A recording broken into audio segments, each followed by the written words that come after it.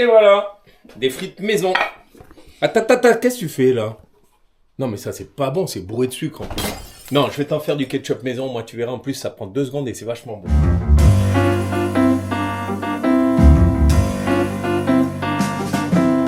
Non mais franchement le ketchup c'est tellement facile à faire et c'est tellement bon quand c'est fait par soi-même.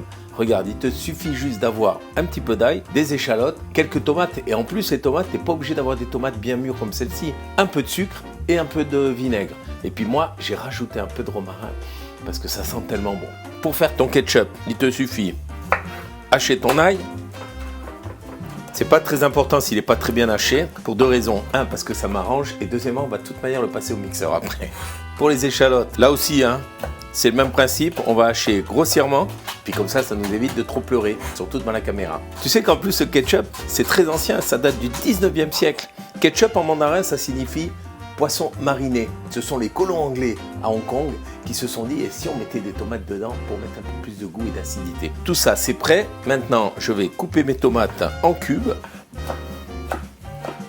Et pour le sucre, il suffit d'en mettre un tout petit peu. Tu sais que le ketchup que tu es en train de manger, il fait environ 22 à 24,6% de sucre. Nous, on va travailler 10 fois moins, juste 2% de sucre. Pas mal, non? Donc, dans un premier temps, un petit peu d'huile. Voilà, pas beaucoup. On fait chauffer. Comment savoir si l'huile est chaude? On met la main au-dessus. Alors, on n'attend pas qu'elle brûle, parce que quand elle brûle, c'est toxique. Voilà, une fois qu'elle est chaude, on va rajouter dans un premier temps l'ail haché. On rajoute les échalotes concassées. Voilà. Et là, regarde, on prend du sucre et on va laisser colorer ça. Et quand ça va commencer vraiment à être bien coloré, on va rajouter le vinaigre, on va déglacer. Alors, te mets pas au-dessus parce que ça débouche les narines. Toujours bien nettoyer le bord de sa casserole parce que tout ce qui est sur le bord, ça brûle. Regarde comme ça chante. C'est magnifique. Là, ça commence à caraméliser. Et là, il faut être bien prêt, avec un petit peu de vinaigre.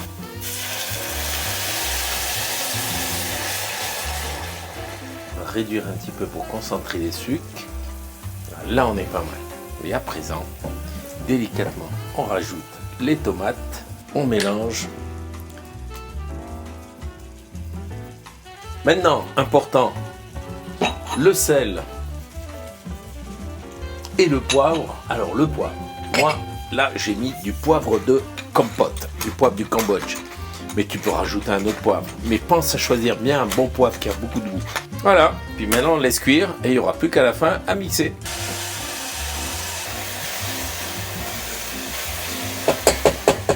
Voilà les gars, on va pour la prochaine étape. La prochaine étape c'est mixer.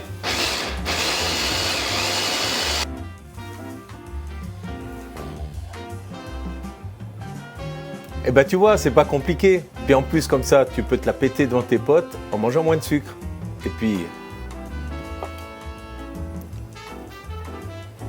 c'est vachement bon.